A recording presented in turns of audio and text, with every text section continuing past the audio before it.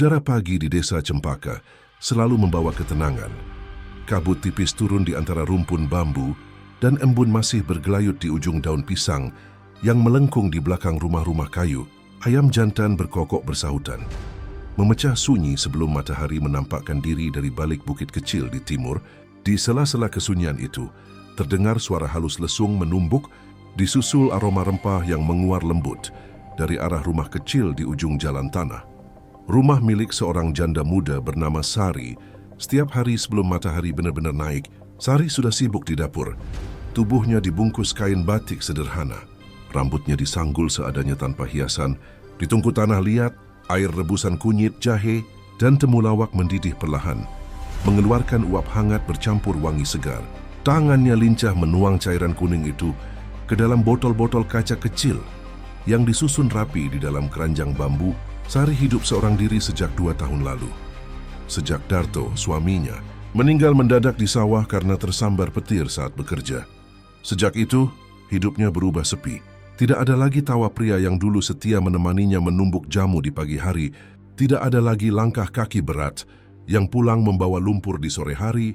Yang tersisa hanya sunyi dan kerja keras. Namun Sari bukan tipe wanita yang mudah menyerah. Ia memilih melanjutkan usaha jamu peninggalan almarhum suaminya. Dari jamu itulah ia bertahan hidup. Berjalan dari satu rumah ke rumah lain. Dari ujung kampung sampai pasar, menukar lelah dengan senyum pelanggan. Pagi Bu Sari. Sapa Mbak Partini, tetangga sebelah rumah yang sedang menyapu halaman. Pagi juga Mbak, mau saya bawakan jamu kunyit asem. Boleh sekalian 2 botol ya. Buat anak gadis saya juga, katanya biar kulitnya nggak kusam. Sari tersenyum ramah memberikan 2 botol kecil, lalu menaruh beberapa uang receh ke dalam kantong kain di pinggangnya. Begitulah setiap harinya. Ia berkeliling membawa keranjang berisi jamu di pundak, melewati jalan tanah yang becek, menapaki batu-batu kali sambil menyapa siapapun yang ditemuinya. Banyak warga yang menyukai jamunya, bukan hanya karena rasanya, tapi karena senyum tulus yang selalu ia berikan bersama setiap botol yang ia jual. Namun tidak semua orang memandangnya dengan cara yang sama. Di balik senyum beberapa wanita, ada bisik-bisik tajam yang menusuk dari belakang. Itu janda cantik ya, katanya matanya genit. Terus, iya hati-hati nanti suamimu disapanya juga. Kasihan sih, tapi janda muda sendirian itu bahaya. Sari sering pura-pura tak mendengar, tapi hatinya tak sekuat wajahnya. Ia tahu, kecantikannya adalah anugerah sekaligus kutukan. Setiap kali ia tersenyum sopan pada pria yang menegurnya, selalu ada tatapan iri dari istri-istri mereka. Siang hari, saat matahari mulai tinggi, Sari berhenti di warung Bu Darmi untuk beristirahat. Ia duduk di bangku bambu, mengipasi wajah dengan tangan, keringat mengalir di pelipisnya. Capek, Nduk? Tanya Bu Darmi sambil menyodorkan segelas air putih. Lumayan Bu, tadi ke rumah Busum. Jalannya licin sekali. Ya sabar ya, Nak. Namanya juga rezeki dijemput, bukan ditunggu. Sari mengangguk. Ia tahu benar arti kerja keras.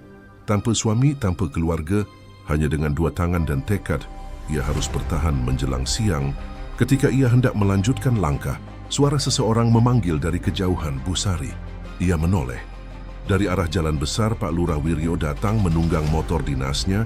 Sosok pria berusia 40-an itu tampak gagah dengan seragam coklatnya. Senyumnya ramah, suaranya berat. Oh Pak Lurah, ada apa ya? Tanya Sari sopan, menunduk sedikit. Pak Lurah menurunkan kacamata hitamnya dan berkata lembut, saya dengar jamu panjenengan enak sekali. Bisa nanti saya pesan untuk istri di rumah? Tentu bisa Pak, saya antar besok pagi. Baik, nanti saya tunggu. Nada suara Pak Lurah terdengar biasa, tapi tatapan matanya menyapu tubuh Sari dengan cara yang membuatnya sedikit tidak nyaman. Ia buru-buru pamit, beralasan masih ada pesanan lain yang harus diantar. Dari kejauhan, Pak Lurah menatap punggung Sari, yang menjauh sambil menggeleng pelan. Sayang sekali janda secantik itu hidup sendirian. Gumamnya lirih, tidak ada yang mendengar. Hanya angin yang membawa suaranya ke arah pepohonan bambu yang berdesir. Menjelang sore, Sari kembali ke rumah. Langit mulai berwarna jingga. Suara jangkrik mulai terdengar. Ia meletakkan keranjang di dapur, lalu menuang air ke baskom untuk mencuci kaki. Di dinding tergantung foto lama dirinya bersama Darto. Ia menatap foto itu lama. Matanya basah. Mas, kalau kamu masih ada Mungkin aku nggak akan sepi begini, bisiknya lirih. Sore itu, aroma jamu masih tersisa di udara, bercampur dengan wangi tanah basah setelah hujan siang tadi. Sari duduk di serambi rumah, memandangi matahari yang perlahan tenggelam di balik bukit. Desa Cempaka tampak damai, seolah tak ada satu pun rahasia yang bersembunyi di balik tenangnya sawah dan jalanan kecilnya. Namun di kejauhan, di balik pohon-pohon kelapa yang melambai, mata seseorang memperhatikannya dari jauh. Tatapan yang mengintai dalam diam, penuh niat yang belum terungkap. Sari tak menyadarinya. Ia hanya menghela napas panjang, menyelimuti dirinya dengan selendang, lalu berbisik pelan sebelum masuk ke dalam rumah. Semoga besok lebih baik dari hari ini. Malam pun turun perlahan. Desa kembali sunyi. Hanya suara jangkrik dan gemericik air di parit dari jendela rumah dinas di seberang lapangan desa. Pak Lurah Wiryo masih duduk di kursinya, menatap kosong ke arah rumah Sari sambil tersenyum samar. Tidak ada yang tahu apa yang ada di kepalanya malam itu. Tapi dari cara ia memandang, jelas bahwa ketenangan hidup Sari tidak akan bertahan lama. Aroma jamu yang menenangkan kini mulai terasa ganjil, seolah menyimpan sesuatu yang tak kasat mata. Sesuatu yang perlahan akan mengubah kedamaian desa Cempaka menjadi mimpi buruk. Malam itu, setelah menatap arah rumah Sari cukup lama, Pak Lurah Wiryo akhirnya mematikan lampu ruang tamunya. Namun, bayangan wajah wanita itu masih terpatri jelas di kepalanya. Senyum lembut, tatapan teduh, dan suara lirih yang begitu sopan setiap kali berbicara. Ia menarik napas panjang, lalu melangkah ke kamar sambil tersenyum kecil. Sejak hari itu, pikirannya tak bisa lepas dari Sari. Keesokan paginya, udara desa Cempaka terasa segar setelah semalaman diguyur hujan. Sari kembali berkeliling membawa keranjang jamunya. Ia tidak tahu bahwa langkah kakinya kini diawasi lebih dari satu pasang mata. Setiap kali ia melewati rumah warga, selalu ada yang memperhatikannya diam-diam dari balik jendela. Ada yang kagum, ada pula yang iri. Ketika matahari mulai naik, Sari tiba di rumah dinas Pak Lurah. Ia membawa beberapa botol jamu yang dipesan semalam. Rumah itu tampak megah dibanding rumah-rumah lainnya. Dengan pagar besi hitam dan halaman luas yang ditumbuhi bunga-bunga kertas, Sari sempat ragu untuk masuk, tapi suara Pak Lurah dari dalam membuatnya berani. "Masuk saja, Bu Sari," serunya ramah. Sari membuka pagar perlahan. Langkahnya hati-hati. Di teras rumah, Pak Lurah sudah menunggunya sambil duduk di kursi rotan, mengenakan kaos putih dan sarung, jauh lebih santai dari biasanya. "Wah, cepat sekali jamunya datang," katanya sambil tersenyum. "Ya Pak, saya sekalian keliling, jadi saya antarkan dulu ke sini." Sari meletakkan botol-botol jamu di meja. Pak Lurah mengambil satu dan meneguknya langsung. Segar sekali. Ternyata benar kata orang. "Jamu buatan panjenengan ini luar biasa." Sari tersenyum sopan. "Terima kasih Pak, itu resep dari almarhum suami saya." Pak Lurah menatapnya dalam-dalam. "Sayang sekali ya, masih muda, tapi sudah ditinggal suami. Hidup memang tak adil." Sari menunduk, tidak nyaman dengan arah pembicaraan itu. Ayak hanya menjawab singkat, "Ya, semua sudah takdir, Pak." Namun tatapan Pak Lurah tidak berhenti di wajahnya. Ada sesuatu dalam sorot matanya yang membuat Sari ingin segera pergi. Ia berpamitan cepat, beralasan masih banyak pesanan lain yang harus diantar. "Baik, hati-hati di jalan ya." "Bu Sari," ucap Pak Lurah sambil menatap punggungnya yang menjauh. Tatapan itu bertahan lama, bahkan setelah Sari tak terlihat lagi. Hari-hari berikutnya, Sari mencoba menjalani rutinitas seperti biasa, tapi tanpa ia sadari, gosip mulai beredar di antara warga desa. Beberapa ibu-ibu yang sedang mencuci di sumur berbisik pelan, katanya Bu Sari sering ke rumah Pak Lurah. "Iya, saya juga dengar. Masa jamu doang kok tiap minggu nganter ke sana." Jangan-jangan ada apa-apa loh." Bisikan-bisikan itu menyebar cepat, seperti api kecil yang ditiup angin. Sari baru menyadari perubahan sikap orang-orang ketika beberapa langganan mulai menolak jamunya. "Maaf Bu Sari, saya lagi nggak enak badan," kata salah satu ibu sambil menutup pintu. Padahal sebelumnya, ibu itu selalu menunggu kedatangannya setiap pagi. Sari hanya bisa menghela napas panjang. Ia tidak tahu harus menyalahkan siapa. Sementara itu di rumah dinas, Pak Lurah Wiryo mulai memperlihatkan ketertarikan yang semakin berani. Ia sering mengirim utusan dengan alasan memberi bantuan untuk usaha Sari, bahan baku jamu, botol baru, bahkan tawaran tempat di pasar, biar lebih maju, Bu Sari. Katanya suatu sore ketika Sari datang untuk mengucapkan terima kasih, "Panjenengan wanita rajin, saya ingin bantu." Sari sempat menolak dengan halus. "Terima kasih, Pak. Tapi saya bisa pelan-pelan saja. Saya tidak ingin merepotkan." "Ah, benar susah sungkan. Saya senang bisa membantu warga, apalagi yang bekerja keras seperti panjenengan." Kata-katanya terdengar manis, tapi caranya menatap membuat Sari tak nyaman. Ia merasakan ada sesuatu di balik senyum itu, sesuatu yang tidak bisa dijelaskan, tapi membuat bulu kuduknya berdiri. Suatu siang, Sari sedang duduk di teras rumahnya, menjemur botol-botol jamu ketika seseorang datang dengan motor. Ternyata itu Rinawati, wanita kota yang kerap datang ke rumah Pak Lurah. Tubuhnya tinggi, kulitnya putih bersih, dan pakaiannya selalu terlihat mewah dibanding warga desa lainnya. "Oh, jadi ini Bu Sari yang jual jamu ya?" katanya sambil tersenyum tipis. "Iya betul, Mbak, mau pesan jamu juga?" tanya Sari ramah. Rinawati memandangi Sari dari atas sampai bawah, lalu berkata dingin, "Saya cuma mau lihat seperti apa orang yang sering disebut-sebut di rumah Pak Lurah." Sari tertegun. "Maksudnya, Mbak?" "Ah, tidak apa-apa. Cuma penasaran saja," katanya. "Jamu panjenengan bikin Pak Lurah sehat terus." Nada suaranya terdengar menuduh. Sari tersenyum kikuk, tak tahu harus menjawab apa. Setelah itu Rinawati pergi, meninggalkan aroma parfum mahal yang menusuk hidung dan hati yang berdebar. Sejak pertemuan itu, perasaan Sari semakin tidak tenang. Ia tahu sesuatu sedang berubah. Tatapan orang-orang di pasar terasa lebih menusuk. Beberapa lelaki sengaja menggoda, seolah mendapat izin tidak langsung dari desas-desus yang beredar. Di malam-malam sunyi, Sari sering duduk di teras menatap langit. Ia menanyakan nasibnya dalam doa, berharap arwah suaminya mendengar. "Mas Darto, kenapa dunia ini kejam pada orang yang hanya ingin hidup tenang?" Bisiknya lirih. Di rumah dinas, Pak Lurah dan Rinawati bertengkar hebat. "Kamu pikir aku nggak tahu? Kamu mulai tertarik sama janda itu, kan?" bentak Rinawati. Pak Lurah membantah, tapi wajahnya jelas menunjukkan kebingungan. "Aku hanya kasihan Rin, dia sendirian. Kasihan." "Jangan bohong. Aku tahu tatapanmu padanya. Kalau kamu berani macam-macam, aku yang akan bereskan semuanya."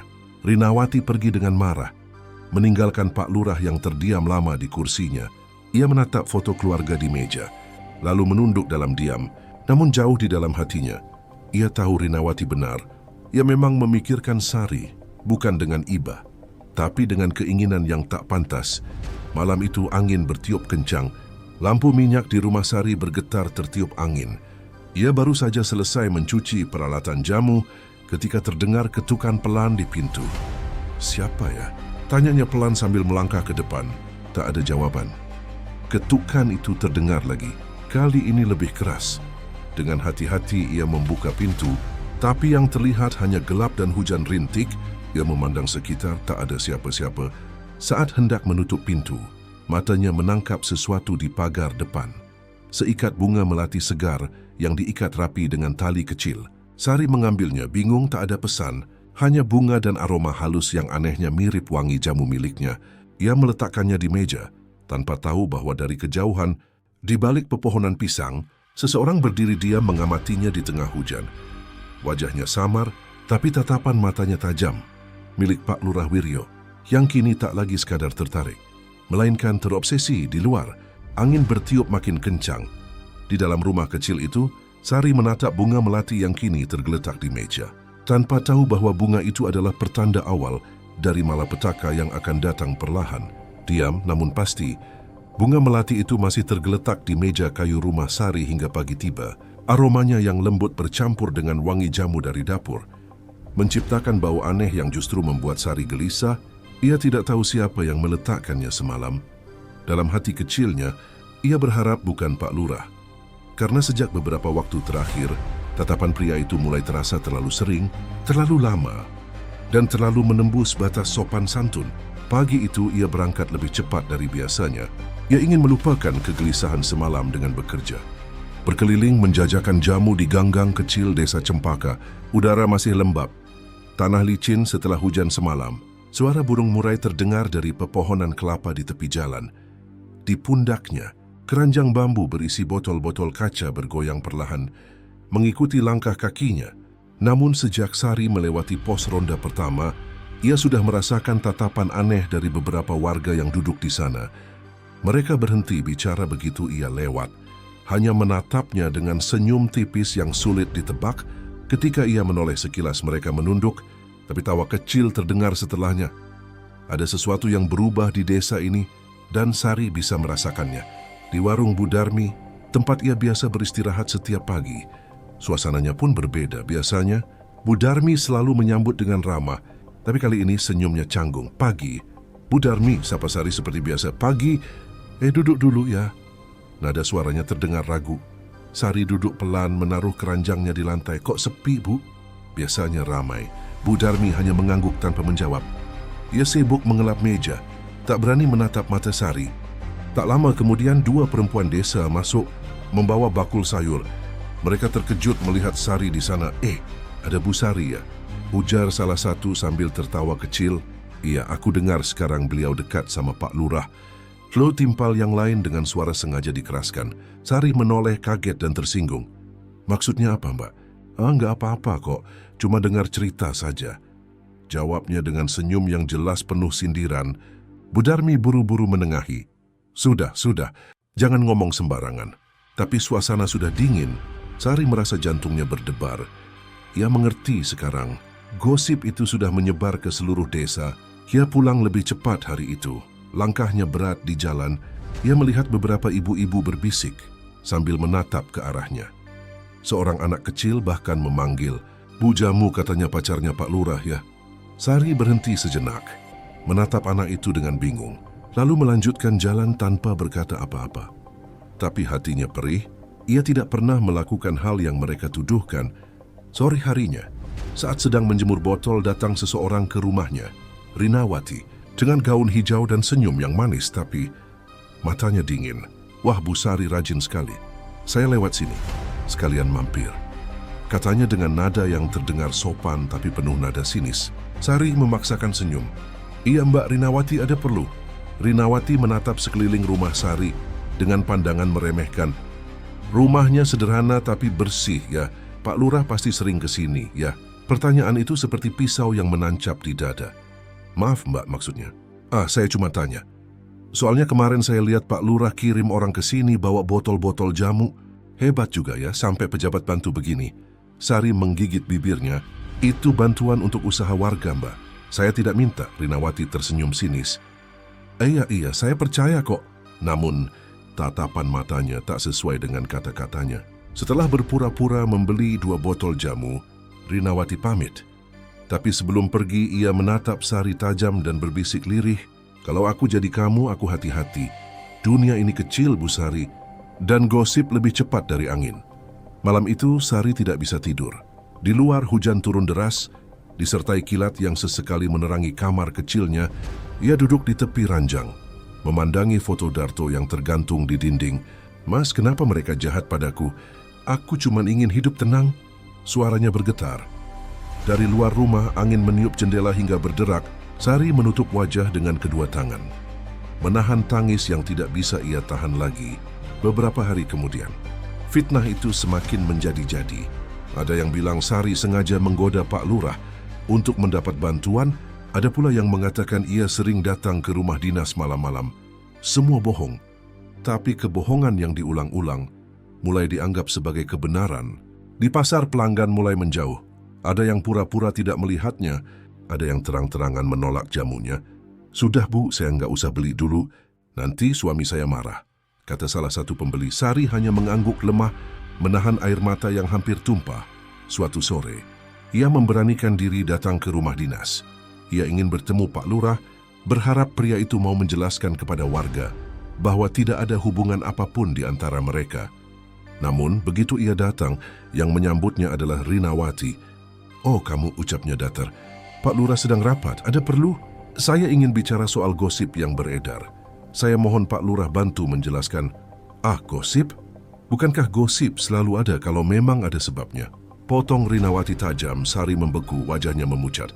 "Maksud Mbak apa?" Rinawati tersenyum miring. "Maksud saya, kalau kamu tidak mau digosipkan, jangan dekat-dekat laki orang. Pak Lurah yang sering panggil saya ke sini, bukan saya yang datang. Sari membela diri dengan nada gemetar. Alasan yang bagus, jawab Rinawati sinis. Tapi orang desa tidak akan percaya. Mereka lebih suka cerita yang indah. Apalagi kalau tentang janda muda dan pejabat desa. Sari menggigit bibir, air matanya hampir jatuh. Tapi ia menahannya, ia melangkah pergi tanpa sepatah kata pun. Namun langkahnya gemetar, bukan karena takut, tapi karena marah dan kecewa. Dunia yang dulu terasa damai kini berubah jadi penjara. Sejak hari itu, Sari jarang keluar rumah. Ia hanya membuat jamu secukupnya. Tidak lagi berkeliling seperti dulu. Dari luar rumahnya, kadang terdengar bisikan warga yang lewat. Ada yang mencibir, ada yang tertawa kecil. Ia menatap dari balik jendela, melihat bayangan dirinya di kaca. Seorang janda yang tiba-tiba menjadi bahan ejekan seluruh desa. Malamnya, angin berembus kencang, hujan turun pelan. Tapi petir menyambar jauh di langit. Di kejauhan, lonceng mushola berdentang 3 kali. Tanda malam sudah larut. Sari duduk di dapur, menatap air rebusan jamu yang bergolak perlahan di dalam panci tanah liat. Uapnya menutupi wajahnya yang basah oleh air mata. Ia memejamkan mata dan berbisik, "Mas, aku lelah, tapi aku nggak akan lari. Aku akan tetap di sini." Sementara itu, di rumah dinas yang terang benderang, Pak Lurah duduk di kursinya menatap jendela. Di luar, Rinawati berdiri di teras sambil memandangi arah rumah Sari. Dengan mata penuh kebencian, ia tersenyum samar. "Kalau gosip belum cukup menghancurkanmu, aku tahu cara lain." Gumamnya dingin, angin malam membawa aroma bunga melati dari rumah Sari, berbaur dengan hawa hujan yang lembab. Di balik keharumannya, ada firasat buruk yang perlahan mulai menebal di udara.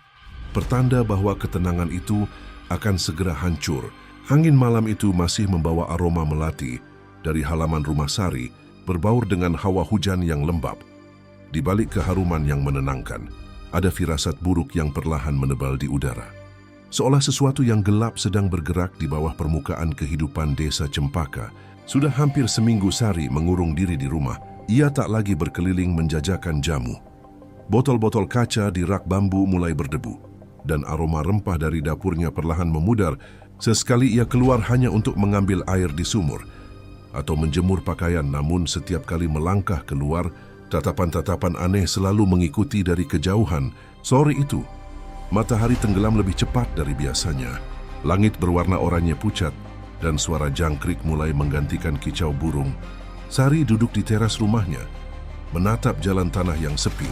Ia mengusap dada yang terasa sesak.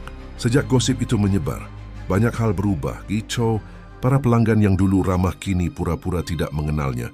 Bahkan anak-anak kecil yang biasa menunggu jamu manis buatannya kini memilih menjauh. Dalam kesepian itu, pikirannya melayang pada suaminya. "Darto, andai kamu masih ada, Mas," bisiknya lirih. "Mungkin aku tak akan sekuat ini menahan omongan orang." Ia menatap ke arah sawah di kejauhan, tempat Darto dulu bekerja. "Disitulah dulu kecelakaan itu terjadi," katanya. Darto terpeleset saat memeriksa aliran air, dan kepalanya terbentur batu besar. Tapi semakin lama, semakin sering Sari merasa ada hal janggal dari kematian itu. Tiba-tiba, suara langkah kaki terdengar dari luar pagar bambu. Sari menoleh cepat. Seorang pria berdiri di sana, Pak Lurah Wiryo. "Assalamualaikum, Bu Sari." Sari tertegun sejenak. Ia berdiri, menjawab lirih. "Waalaikumsalam, Pak. Ada apa malam-malam begini?" Wajah Pak Lurah tampak lelah, tapi matanya tetap tajam. "Saya cuma ingin memastikan kabar Ibu. Akhir-akhir ini saya dengar banyak omongan aneh." Sari menggigit bibirnya, tidak menjawab. "Saya tahu, gosip itu tidak benar."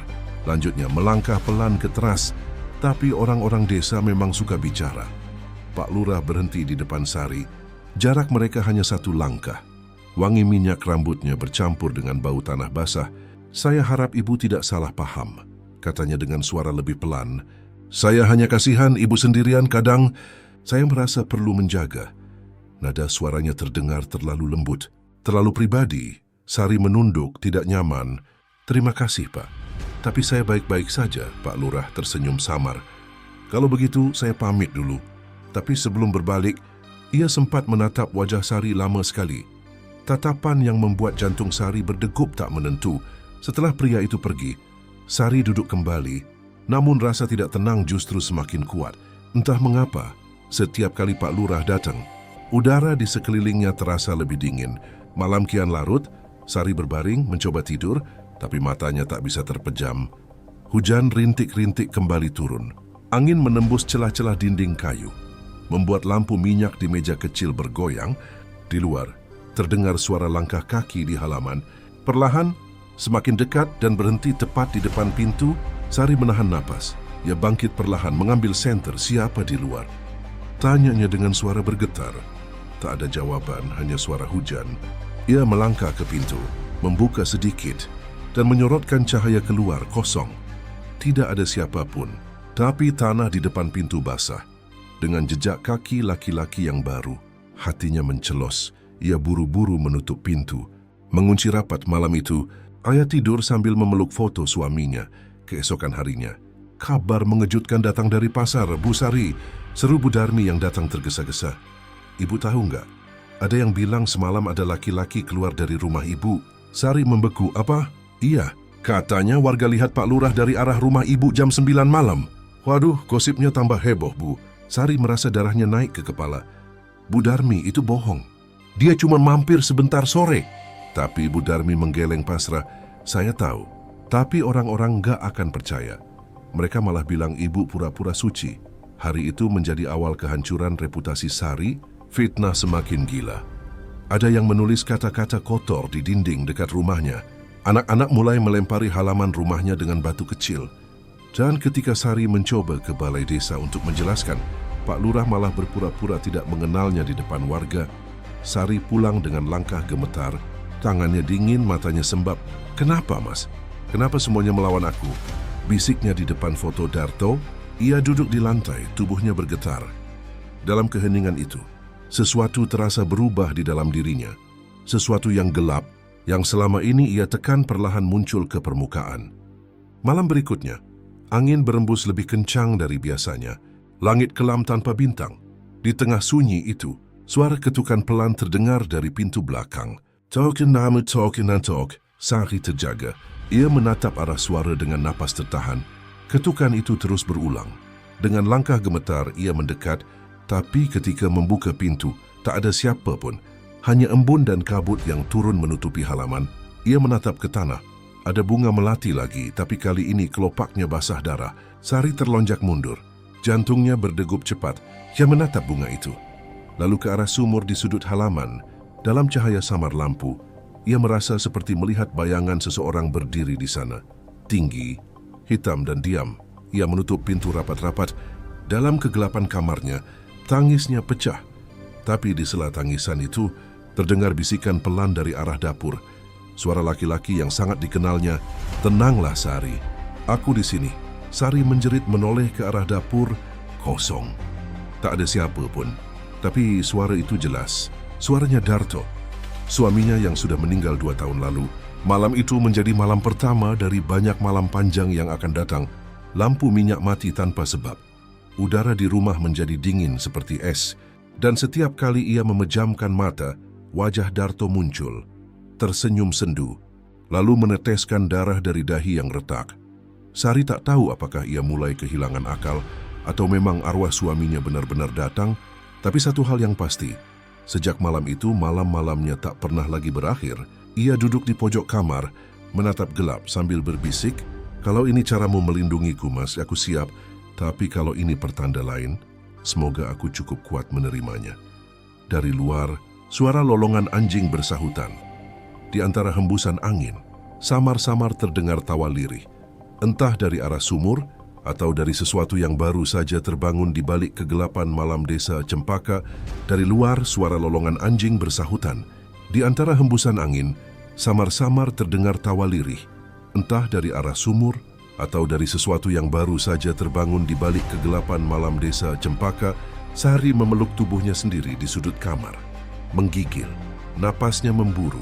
Sementara pandangannya terus tertuju pada jendela yang bergetar di terpa angin. Ia tak tahu berapa lama telah duduk di sana. Tapi suara itu, tawa lirih bercampur isak, masih terus terdengar, seolah ada seseorang berdiri tepat di luar dinding, mengintip dari balik jendela. Ia berani bersumpah, sesekali bayangan hitam tampak bergerak di luar sana. Tubuhnya membeku. tapi hatinya penuh dengan rasa penasaran. Akhirnya, dengan langkah ragu Sari mendekati jendela itu. Ia membuka tirai perlahan. Di luar hanya ada kegelapan dan kabut tipis yang menutupi halaman. Namun saat matanya terbiasa dengan gelap, ia melihat sesuatu di bawah pohon pisang. Sosok laki-laki berdiri diam, menatap ke arahnya. Wajahnya samar, tapi Sari tahu betul siapa dia. Dahi yang retak, pipi berlumur darah, dan mata yang kosong tanpa cahaya Darto. Bisiknya lirih. Sosok itu tak menjawab, hanya berdiri, lalu perlahan mengangkat tangan, menunjuk ke arah sumur di pojok halaman. Setelah itu, tubuhnya menghilang seperti asap tertiup angin. Sari tertegun. Air matanya menetes antara takut dan rindu, tapi yang paling ia rasakan adalah dorongan kuat dari dalam dada. Sumur itu memanggilnya. Ia mengambil selendang, menutupi kepala, lalu berjalan keluar rumah. Langkahnya pelan tapi pasti. Tanah basah menyerap jejak kakinya, dan udara malam yang dingin menusuk hingga ke tulang. Saat ia sampai di tepi sumur, suara itu datang lagi, suara suaminya, cari kebenaran. Sari menatap ke dalam sumur gelap, namun ada pantulan samar di permukaannya. Seolah wajah seseorang muncul dari dasar air. Syarat mencondongkan tubuh lebih dekat. Mencoba memastikan, tapi tiba-tiba permukaan air itu bergolak hebat. Angin berputar di sekelilingnya, membuat rambutnya terurai berantakan. Ia menjerit kecil dan mundur, jatuh terduduk di tanah. Ketika ia menoleh lagi, di tepi sumur kini tergeletak seikat bunga melati, yang sama seperti malam-malam sebelumnya. Tapi kali ini, di bawahnya ada sehelai kain batik milik almarhum Darto. Kain itu koyak di ujungnya, dan ada bercak merah gelap di sisi tengahnya. Sari membawa kain itu masuk ke rumah dengan tangan gemetar. Ia tahu benar batik itu dulu dipakai Darto saat kecelakaan, tapi bagaimana bisa sekarang muncul di sumur? Malam itu Sari tidak tidur. Ia menyalakan lampu minyak di dapur dan memandangi kain itu berjam-jam, seolah kain itu ingin menceritakan sesuatu. Di luar hujan mulai turun pelan, mengetuk-ngetuk atap rumah kayunya. Sesekali petir menyambar, menerangi ruangan sesaat, dan dalam cahaya kilat itu, Sari merasa melihat bayangan seseorang berdiri di belakangnya. Ia menoleh cepat. Tidak ada siapa-siapa, tapi panci di dapur bergetar sendiri. Tutupnya jatuh ke lantai dengan suara keras. Jantung Sari nyaris meloncat. Ia melangkah perlahan ke arah panci itu, tapi tiba-tiba suara laki-laki terdengar sangat dekat di telinganya. Dia, bukan kecelakaan. Sari menjerit sekuat tenaga, hingga lampu minyak jatuh dan nyala apinya padam. Rumah mendadak gelap total. Ia berlari ke kamar, menutup pintu, memeluk lutut di pojokan. Tapi suara itu tetap terdengar, berbisik pelan dari segala arah. Pak Lurah, Rinawati, darah di tangannya. Tangisnya pecah. Ia menutup telinga, tapi suara itu tak mau pergi. Malam terasa begitu panjang, seolah waktu berhenti berputar. Ketika akhirnya fajar datang, mata Sari bengkak dan tubuhnya lemas. Tapi di balik rasa takut itu, kini ada sesuatu yang lain, tekad. Jika Darto benar dibunuh, ia harus tahu siapa pelakunya. Hari itu juga, meski tubuh masih gemetar, Sari pergi ke rumah Pak Jono, salah satu sahabat mendiang suaminya. Ia berharap mendapat jawaban. Pak Jono, ujarnya dengan suara serak, saya ingin tanya soal kematian Darto. Pak Jono terdiam lama. Wajahnya kaku. Kenapa tiba-tiba nanya begitu? Saya rasa ada yang nggak beres. Saya mimpi, Pak. Darto bilang bukan kecelakaan. Pak Jono menarik napas panjang. Sari, sudah, jangan diingat-ingat. Kadang arwah orang meninggal cuma datang karena kita terlalu sedih. Tapi batiknya, Pak. Batik yang dipakai waktu dia meninggal. Tadi malam muncul di sumur saya. Mata Pak Jono membesar. Ia tak menjawab. Hanya menatap Sari dengan campuran takut dan bingung. Lalu ia berkata pelan, Sari, jaga diri, jangan bicara hal itu ke siapapun, apalagi ke Pak Lurah. Ucapan itu justru membuat hati Sari semakin panas. Ia pulang dengan dada berdebar, merasa ada rahasia besar yang selama ini disembunyikan. Malamnya, ia tak bisa tidur lagi. Angin berhembus kencang dan entah kenapa, bulan malam itu tampak berwarna kemerahan. Tepat tengah malam, suara langkah kembali terdengar dari luar. Tapi kali ini bukan satu, melainkan beberapa. Suara laki-laki tertawa pelan, lalu langkah sepatu menghentak-hentak tanah. Sari mematikan lampu dan mengintip dari celah jendela. 3 orang laki-laki berdiri di luar pagar, salah satunya adalah Pak Lurah Wiryo. Di sebelahnya, Rinawati berdiri dengan gaun hijau mudanya, berpayung di bawah gerimis. Sudah Wiryo, kau sendiri yang menabur gosip. Sekarang perempuan itu takut keluar rumah. Buat apa lagi datang? Pak Lurah menjawab dengan nada datar. Aku ingin memastikan dia diam. Aku nggak mau dia buka mulut soal masa lalu Darto. Sari membeku. Nafasnya tercekat. Jadi benar, mereka tahu sesuatu tentang kematian suaminya. Rinawati mendengus. Kalau dia berani ngomong, habisi saja sekalian. Lagi pula, siapa yang akan membela janda penggoda seperti dia? Pak Lurah hanya diam, namun ekspresi wajahnya menegang. Lalu ia menatap ke arah rumah Sari, tepat ke jendela tempat Sari bersembunyi. Tatapan mereka bertemu. Wajah Sari memucat. Ia buru-buru mundur, menutup tirai dengan tangan gemetar. Beberapa detik kemudian, terdengar suara langkah mendekat ke pintu rumahnya. Token, Sari buka. Aku tahu kau di dalam. Suara Pak Lurah. Sari tak menjawab. Ia menahan napas. Bersembunyi di balik lemari. Tok, tok, tok. Sari, jangan bikin aku marah. Lalu tiba-tiba terdengar tawa kecil, tawa Rinawati. Sudah Wiryo, biarkan saja, dia akan hancur sendiri. Langkah mereka menjauh perlahan, tapi baru beberapa menit setelah itu, dari luar rumah terdengar jeritan tinggi. Diikuti suara benda berat jatuh ke tanah. Sari menjerit kecil dan menutup mulutnya sendiri. Ia menatap ke arah jendela, dan di luar, di bawah cahaya bulan merah, ia melihat Rinawati berlari tergesa-gesa menjauh, meninggalkan Pak Lurah yang berdiri kaku dengan darah menetes dari pelipisnya. Sari tak tahu apa yang terjadi. Tapi malam itu, untuk pertama kalinya, ia merasa bukan hanya dirinya yang ketakutan, ada sesuatu di luar sana. Sesuatu yang lebih kuat, lebih gelap, dan mulai menuntut balas. Hujan turun deras dari arah sumur. Muncul genangan merah yang mengalir perlahan ke halaman rumah. Darah itu menyusuri tanah, melingkar seperti ular, berhenti tepat di depan pintu rumah Sari. Dan di balik jendela, wajah Sari menatap tanpa berkedip. Di matanya, ketakutan dan amarah mulai melebur menjadi satu. Hujan yang turun deras malam itu menutupi suara tangis, jeritan, dan bisikan halus yang datang dari tanah basah di halaman rumah Sari. Genangan darah yang keluar dari arah sumur kini semakin deras, seperti mata air yang memuntahkan rahasia masa lalu. Sari berdiri kaku di depan jendela. Tubuhnya gemetar, ia baru saja menyaksikan sesuatu yang tak masuk akal. Pak Lurah Wiryo berdiri dengan darah menetes dari pelipisnya, lalu terhuyung dan menghilang ke dalam gelap. Rinawati kabur terbirit-birit, sementara angin malam meraung seperti hewan lapar. Sari menutup tirai perlahan lalu berbalik. Matanya jatuh pada kain batik Darto yang masih tergeletak di meja. Bercak darah di kain itu kini tampak lebih jelas. Seolah semakin segar, ia duduk, menatap kain itu dalam-dalam. Mas, apa ini semua pertanda darimu? Bisiknya pelan. Petir menyambar di luar, membuat seluruh rumah bergetar. Dalam cahaya putih kilat itu, Sari melihat sesuatu, tulisan samar di kain batik itu. Ia mendekat, menyipitkan mata. Tulisan itu seperti tergores dengan darah. Sumur, saksinya. Napas Sari tercekat. Ia menatap ke arah sumur di luar jendela yang kini tertutup kabut. Jantungnya berdegup kencang. Sumuring saksi. Gumamnya tanpa pikir panjang. Ia mengambil lampu minyak dan keluar rumah meski hujan belum sepenuhnya reda. Langkahnya menapaki tanah becek yang dingin. Angin berdesir aneh, membawa aroma melati yang kian tajam. Di antara rintik hujan, ia berdiri di depan sumur tua itu. Suaranya bergetar. Mas, kalau kau di sini, tunjukkan padaku. Air di dalam sumur bergolak pelan, seperti ada yang bergerak di dasarnya. Sari mencondongkan tubuh, menyorotkan lampu minyak ke bawah. Saat cahaya menyentuh air, ia melihat sesuatu. Sepotong kain putih melayang di permukaan, lalu tenggelam cepat. Ia berusaha menurunkan timba untuk mengambilnya, tapi tali sumur tiba-tiba tertarik dari bawah. Ia menjerit dan terjatuh ke tanah. Timba itu terhempas, tapi sesuatu terikat di ujungnya.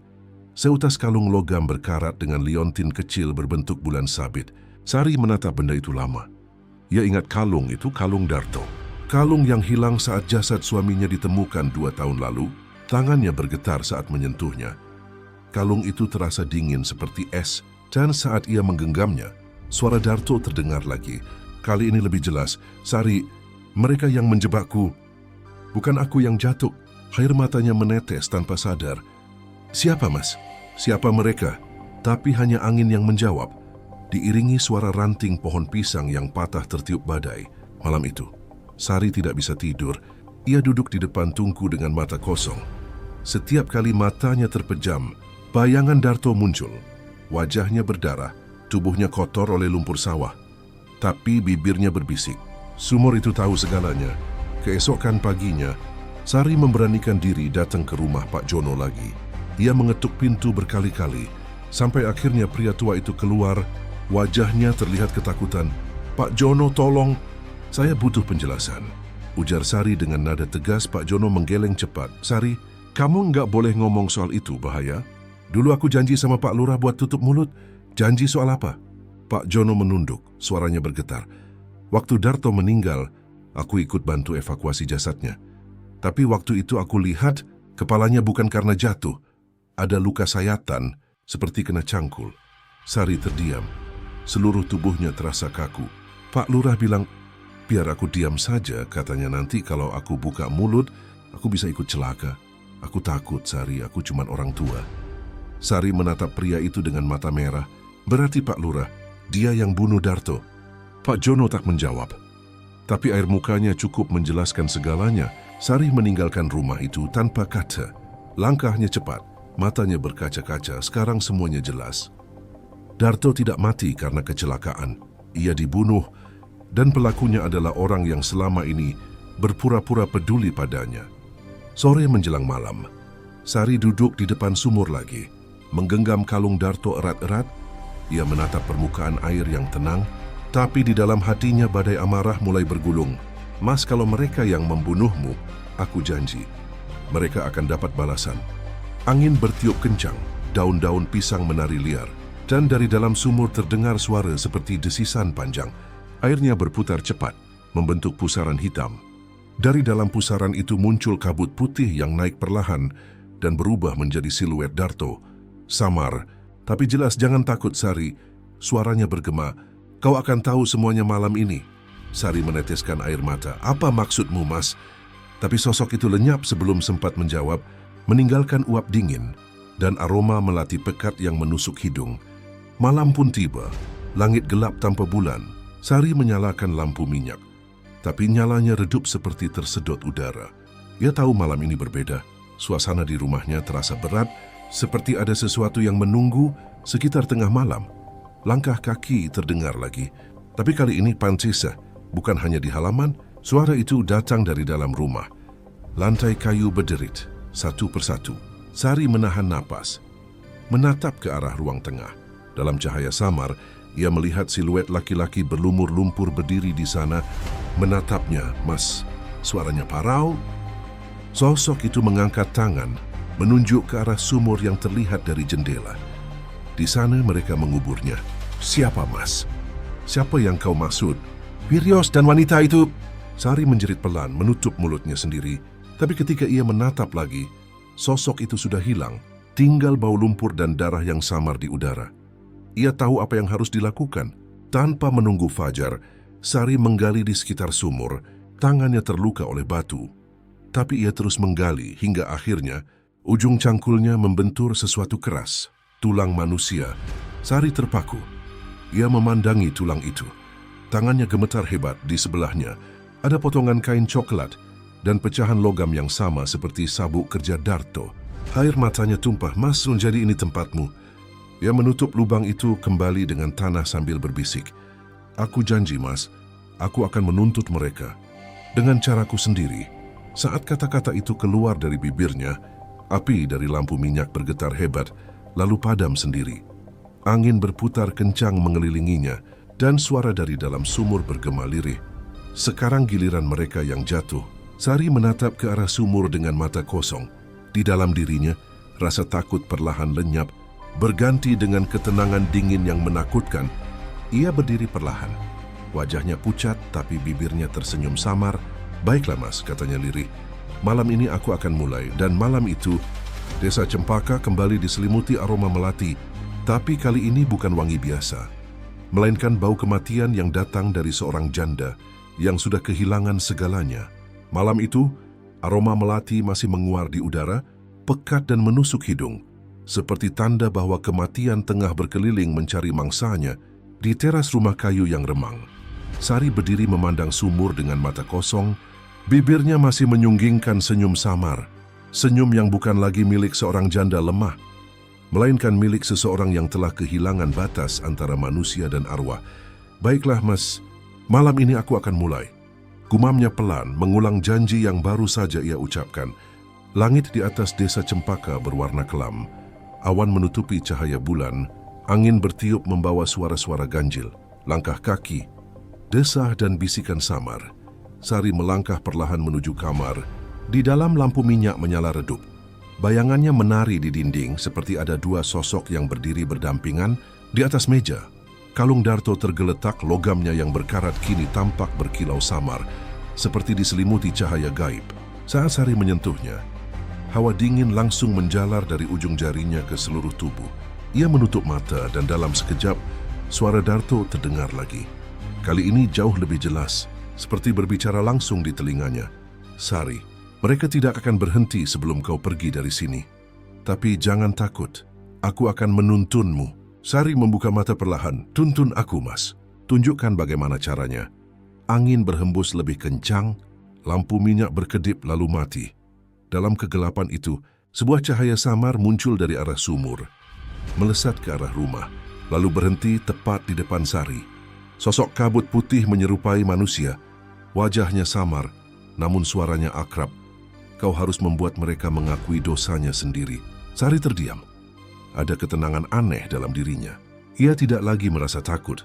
Justru ada semacam kekuatan baru yang merasuki tubuhnya. Jantungnya berdegup pelan. Tapi setiap napasnya terasa lebih berat, seolah setiap hembusan membawa beban dendam yang tak terkatakan. Pagi harinya, Sari tetap menjalankan rutinitas seperti biasa. Menjajakan jamu ke rumah-rumah warga, namun kini langkahnya berbeda. Tatapan matanya dingin dan tajam. Beberapa ibu yang dulu sering bergunjing, kini merasa ngeri melihatnya. Loh, kok jamunya wangi melati ya? Celentuk salah satu ibu. Sari hanya tersenyum tipis. Iya bu, jamu ini sekarang resep baru. Biar awet muda. Suara tawanya pelan. Tapi ada sesuatu yang membuat bulu kuduk berdiri. Setelah wanita itu menenggak jamu, wajahnya langsung pucat. Beberapa menit kemudian, ia muntah-muntah di dalam rumah. Sari berjalan pergi tanpa menoleh sedikit pun. Sore itu, Sari duduk di halaman sambil memandangi sumur. Di tangannya, ada beberapa lembar kertas kuning tua yang ia temukan di dalam kotak peninggalan Darto. Tulisan di kertas itu adalah catatan keuangan desa, dengan tanda tangan Pak Lurah Wiryo dan seorang wanita bernama Rinawati. Jumlah uang yang hilang di sana besar sekali. Sari menggenggam kertas itu erat. Jadi ini alasan mereka membunuhmu, mas. Suara Darto terdengar lagi, lirih tapi penuh amarah. Mereka takut aku membocorkan semuanya. Aku tahu mereka memakai uang desa untuk membeli tanah di luar kota. Sari menatap kegelapan di sekitar sumur. Kalau begitu, biar desa ini tahu siapa sebenarnya mereka. Malamnya, ia pergi ke balai desa membawa surat-surat itu. Di sana hanya ada penjaga malam tua yang tertidur di kursi panjang. Sari melangkah diam-diam, meletakkan amplop berisi dokumen itu di meja Pak Lurah, lalu pergi. Namun sebelum keluar, ia sempat berbisik lirih ke arah kursi Pak Lurah. Bersiaplah Wiryo, waktumu sudah dekat. Keesokan paginya, kabar besar mengguncang desa Cempaka. Surat yang ditemukan di meja lurah membuat warga curiga. Mereka mulai membicarakan kemungkinan penyelewengan dana desa. Wiryo murka besar. Siapa yang berani taruh fitnah macam ini di mejaku?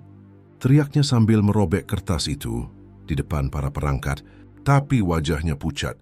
Di antara lembaran kertas itu, ada satu foto lama, foto dirinya bersama Rinawati dan Darto. Di sawah yang sama tempat jasad Darto ditemukan. Wiryo membanting meja. Ini pasti kerjaan Sari. Perempuan itu mau menjerumuskan aku. Namun di luar kantor desa, beberapa warga mulai bergumam. Tapi bukannya dulu Darto mati aneh ya? Katanya jatuh di sawah. Tapi kenapa kepalanya luka dalam? Suasana desa mulai panas. Setiap malam, Sari bisa mendengar bisikan-bisikan orang lewat depan rumahnya, membicarakan Pak Lurah yang korup. Ia tahu, benih kebusukan mulai tumbuh, tapi dendamnya belum selesai. Ia ingin mereka menderita seperti Darto menderita. Malam berikutnya, Hujan turun deras. Sari kembali ke sumur dengan membawa kendi air dan seikat bunga melati. Ia menaburkan bunga itu ke air sambil membaca doa. Namun lidahnya bergetar seolah bukan dia yang berbicara, melainkan suara lain yang lebih dalam. Waktu untuk balas sudah tiba. Biarkan mereka merasakan apa yang aku rasakan. Sari membuka mata dan di permukaan sumur tampak bayangan Darto berdiri. Kali ini wajahnya jelas tapi matanya hitam pekat. Mas, aku di sini, Sari. Tapi aku tidak bisa pergi sebelum mereka membayar semuanya. Dalam sekejap, angin kencang bertiup. Lampu-lampu di desa padam. Beberapa warga mengaku melihat bayangan pria berlumpur berjalan di tepi sawah. Memanggil nama Pak Lurah, Rinawati yang sedang berada di rumahnya mendengar suara pintu diketuk pelan dan saat dibuka, tidak ada siapapun. Tapi di depan pintu, ada setangkai bunga melati basah dan tanah becek, seperti bekas kaki dari kubur. Keesokan harinya Rinawati jatuh sakit. Tubuhnya panas dan ia terus mengigau menyebut nama Darto. Ampun, aku nggak mau lihat matanya. Darto, jangan lihat aku. Sementara itu Wiryo mulai kehilangan akal. Setiap kali ia menatap cermin, bayangan di dalamnya memperlihatkan Darto berdiri di belakangnya. Tersenyum lebar dengan kepala berlumuran darah. Desa Cempaka berubah mencekam. Orang-orang mulai takut keluar malam. Mereka mencium bau melati. Di setiap sudut jalan, beberapa warga bersumpah melihat sosok wanita berambut panjang membawa kendi berjalan di tengah kabut. Lalu menghilang di rumahnya, Sari duduk di depan tungku dengan mata kosong, sambil menggenggam kalung Darto. Suara dari dalam sumur kini selalu menemaninya. Bukan lagi menakutkan, tapi menenangkan. Kau sudah membakar benihnya, Sari. Sekarang tinggal melihat mereka hangus oleh dosa mereka sendiri. Dan malam itu, untuk pertama kalinya sejak kematian Darto, Sari tertidur dengan senyum di bibirnya. Namun dari luar jendela, suara angin seperti tawa samar lelaki yang baru saja memulai balas dendam panjang. Desa Cempaka tidak akan pernah sama lagi.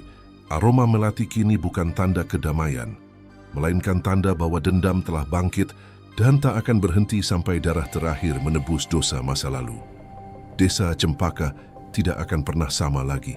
Aroma melati yang dahulu hanya tanda pagi kini menjelma menjadi pertanda kematian.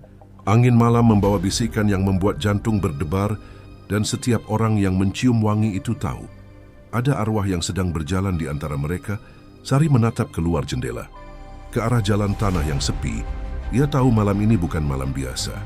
Sejak Rinawati jatuh sakit dan Pak Lurah Wiryo mulai kehilangan akal, suara-suara dari sumur semakin sering memanggilnya. Kadang lembut seperti belayan, kadang bergema seperti jeritan dari perut bumi. Ia berdiri di depan cermin tua di kamarnya. Wajahnya tampak pucat, tapi di matanya menyala sesuatu yang berbeda. Api kecil yang membara pelan, seperti bara dendam yang tak bisa padam. Kalung Darto menggantung di lehernya. Kini berkilau redup, seolah menjadi penghubung antara dunia hidup dan dunia arwah. Mas, bisiknya lirih. Malam ini mereka akan tahu bagaimana rasanya kehilangan. Petir menyambar di langit. Lampu minyak di kamar bergoyang dan padam, meninggalkan ruangan dalam kegelapan. Dari balik jendela, kabut tipis merayap perlahan, masuk melalui celah-celah papan rumah. Udara menjadi sangat dingin hingga napas Sari membentuk uap putih. Suara langkah kaki terdengar dari luar rumah. Pelan, sirian tapi teratur. Langkah itu berhenti tepat di depan pintu. Sari tidak bergerak. Ia tahu siapa yang datang. Dengan tangan bergetar, ia membuka pintu perlahan. Di sana berdiri sosok laki-laki tinggi dengan tubuh penuh lumpur. Wajahnya rusak, tapi matanya menyala merah redup Darto. Sari tak menjerit. Ia hanya menatapnya dengan mata berkaca-kaca. Mas, arwah Darto menatapnya tanpa ekspresi. Suaranya berat dan bergema seperti berasal dari dalam tanah. Mereka harus merasakannya. Aku sudah menunggu terlalu lama. Sari mengangguk pelan. Aku sudah siap membantu, Mas. Katakan apa yang harus kulakukan. Darto mengangkat tangannya, menunjukkan arah timur, ke rumah besar di tepi desa. Milik Pak Lurah Wiryo. Di sana semuanya dimulai. Di sana pula semuanya harus berakhir. Tanpa kata lagi, Sari mengambil kendi berisi air dari sumur. Airnya keruh dan berbau besi, tapi ia tidak gentar. Ia berjalan di tengah malam, ditemani kabut yang menebal dan langkah arwah yang tak meninggalkan jejak. Setiap kali ia lewat, anjing-anjing desa menggonggong tanpa sebab, ayam berkokok. Dan lampu-lampu rumah padam satu persatu. Rumah Pak Lurah tampak gelap. Di dalam, Wiryo duduk gemetar sambil memegang segelas air putih. Ia belum tidur 3 malam. Setiap kali ia memejamkan mata, wajah Darto muncul di belakang kelopak matanya, menatap dengan mata kosong dan darah menetes dari bibir. Rinawati, yang kini tinggal bersamanya karena ketakutan, hanya bisa berbaring lemah di kamar.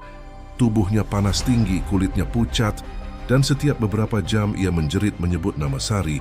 Dia datang. Aku lihat dia di jendela. Teriaknya membuat Wiryo semakin panik. Saat malam mencapai puncaknya, suara ketukan terdengar di pintu rumah. 3 kali. Pelan namun dalam. Wiryo menahan napas. Tidak ada siapapun di luar, tapi ketukan itu terdengar lagi. Lebih keras. Ia berlari ke jendela dan melihat sesuatu. Sosok perempuan berdiri di tengah kabut, membawa kendi dan menatap lurus ke arah rumahnya. Sari, gumam Wiryo dengan wajah pucat. Tidak, ini tidak mungkin. Sari berdiri diam. Hujan mulai turun perlahan, menimpa tubuhnya tanpa ia pedulikan. Matanya kosong tapi bibirnya bergetar pelan, melantunkan sesuatu seperti mantra. Saat kata-kata itu keluar dari mulutnya, tanah di sekitar rumah Pak Lurah bergetar halus. Dari bawah tanah, muncul uap dingin dan bau busuk yang menusuk hidung. Wiryo mundur beberapa langkah, matanya membelalak. Dari arah sumur belakang rumahnya, tangan penuh lumpur muncul, merayap ke atas perlahan, lalu disusul tangan lain, dan kepala Darto muncul dari kegelapan. Matanya menatap lurus ke arah jendela tempat Wiryo berdiri. Tidak, pergi, aku nggak salah.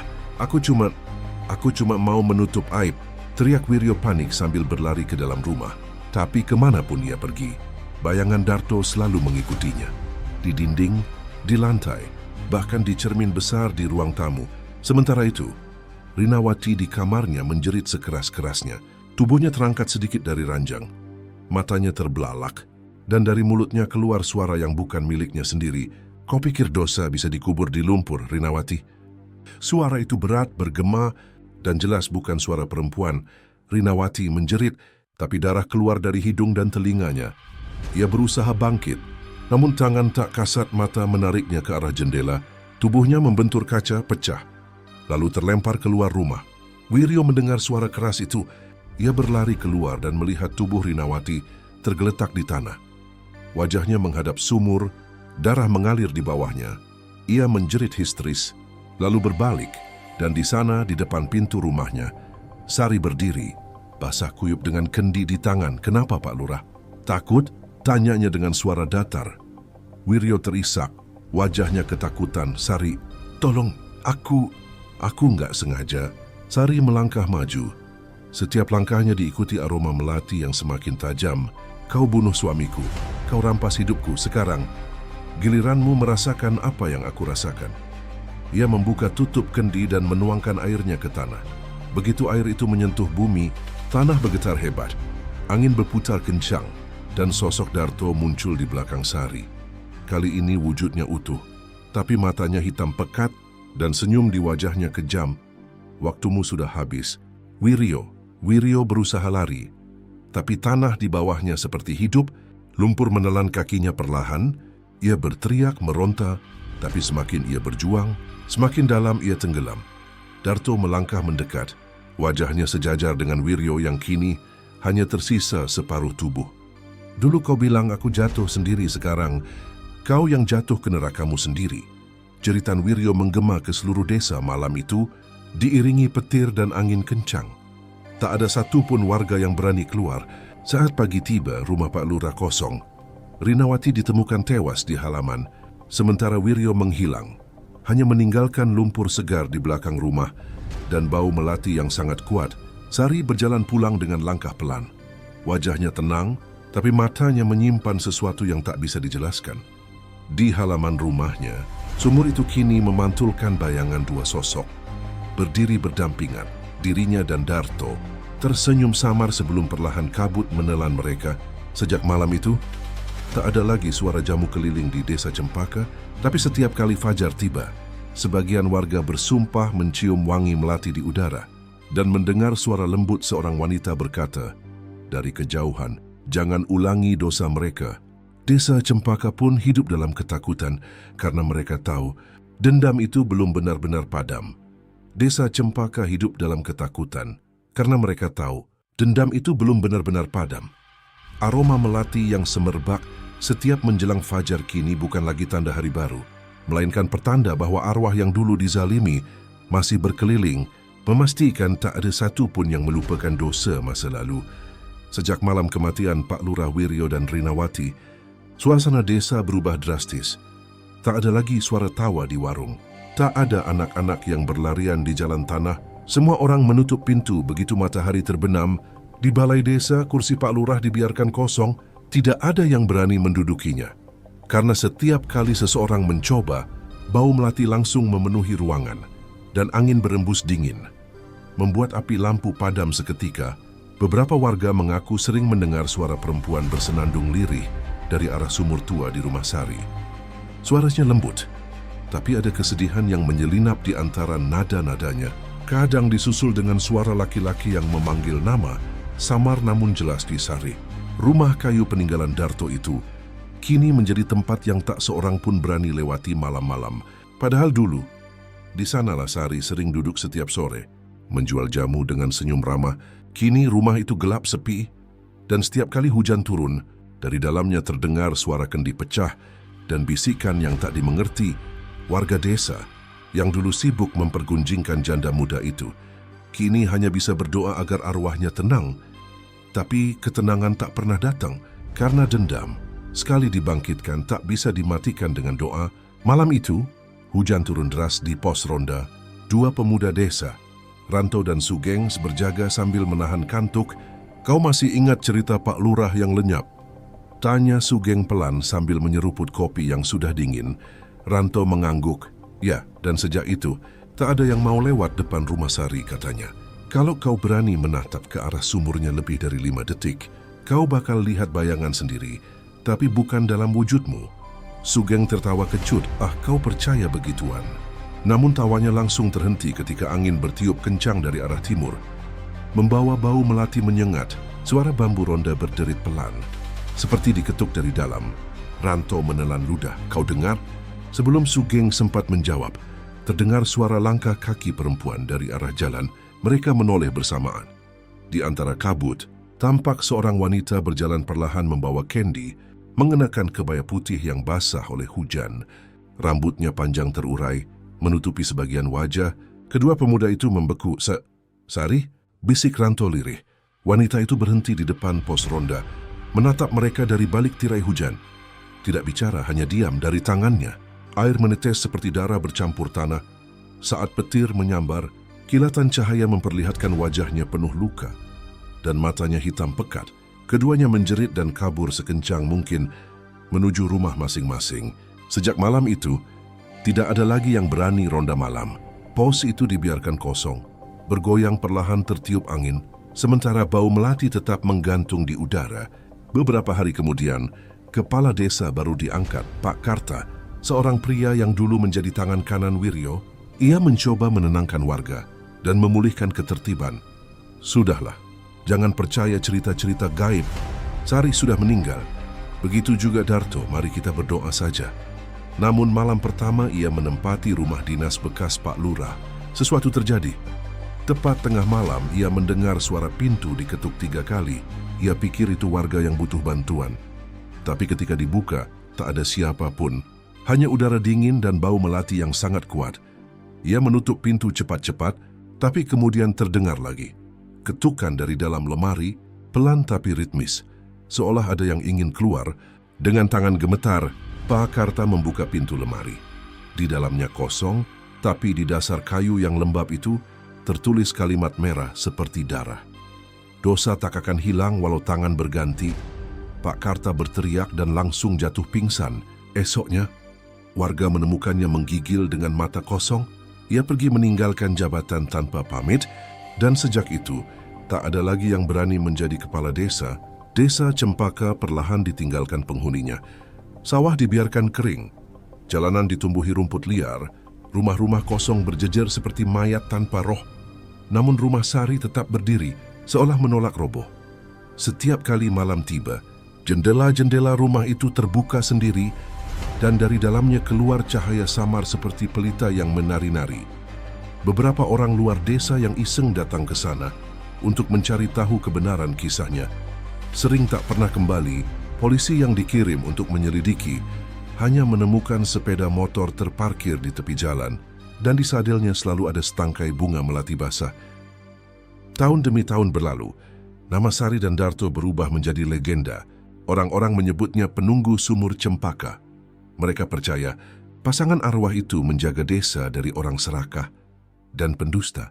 Jika ada pejabat baru yang datang dengan niat kotor, malam pertama di sana selalu diakhiri dengan mimpi buruk. Melihat wanita berambut panjang, memanggil namanya dari sumur, dan tangan berlumpur yang menuntunnya ke dalam air hitam. Suatu malam, seorang ustaz muda dari kota datang ke Cempaka. Ia mendengar cerita tentang arwah dendam dan ingin membuktikan sendiri.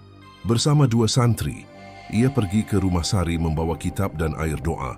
Namun begitu ia tiba di halaman, udara menjadi sangat dingin, daun-daun bergetar tanpa angin, dan dari sumur terdengar suara air bergolak.